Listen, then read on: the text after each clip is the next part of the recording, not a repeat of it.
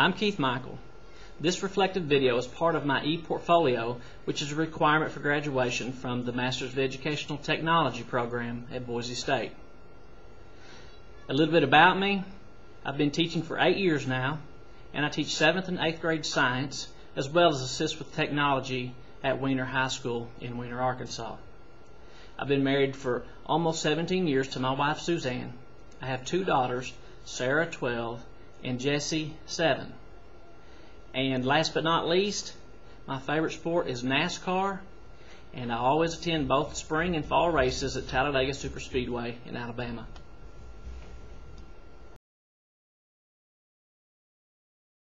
My most significant experience while completing my degree is simply thinking outside the box. Learning how to effectively integrate technology into the classroom is another important aspect. Seeing my students learn and say, "Wow, that's cool" about an assignment really impressed me. There are a few projects, though, that stand out in my mind. The courses that stand out in my mind are EdTech 502, Internet for Educators, EdTech 503, Instructional Design, and EdTech 533, YouTube for Educators.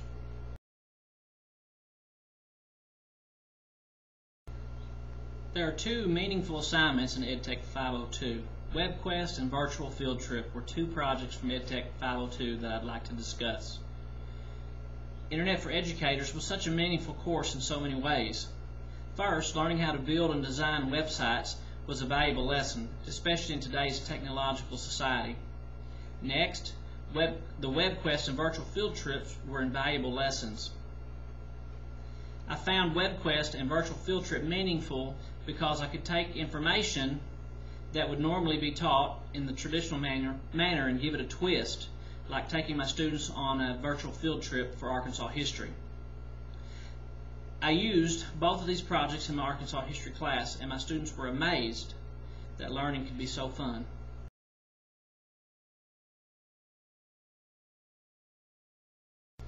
The most meaningful assignment from EdTech 503 was the Instructional Design project. For this project, I chose the topic of integrating the iPod Touch into the classroom. I gained a better understanding of the saying, "The best things come to those who wait," because Instructional Design project made me realize that things don't happen overnight. So many times we do things off the cuff without putting a lot of in-depth thought into our projects or plans. Integrating things such as the iPod Touch in the classroom usually needs budgeted funds that require us to prove our reason for wanting to implement these things or things of this nature in the classroom. A project of this nature requires a needs analysis, clear and concise objectives using Bloom's and some type of an evaluation tool.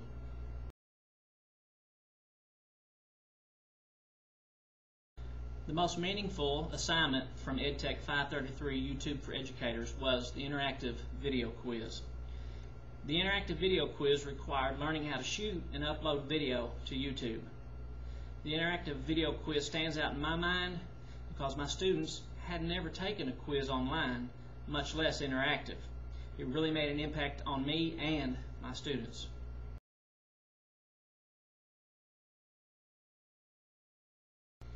The greatest impact on my teaching has been having students tell me after an assignment that they enjoyed doing the assignment and being able to see them demonstrate their newly acquired knowledge.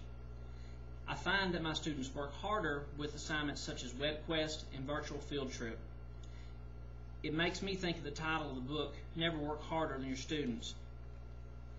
That actually has happened with me and my students in the classroom. I have found professionally that I've changed because I've become more confident. I've taken on leadership roles at my school, such as becoming assistant technology person on campus. And just a few weeks ago, I gave my first professional development to my fellow teachers on how to build classroom websites. My big story of accomplishment, though, is gaining knowledge and the confidence to become a better teacher and help my students perform better in the technological world. Also, I was the first person in my family to graduate from college, and now I'm about to graduate with my master's degree.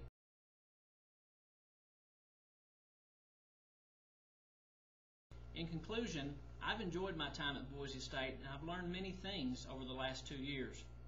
Personally, I feel I've learned more because the courses weren't in a traditional setting. They were accessible any time of day and required many hands-on skills.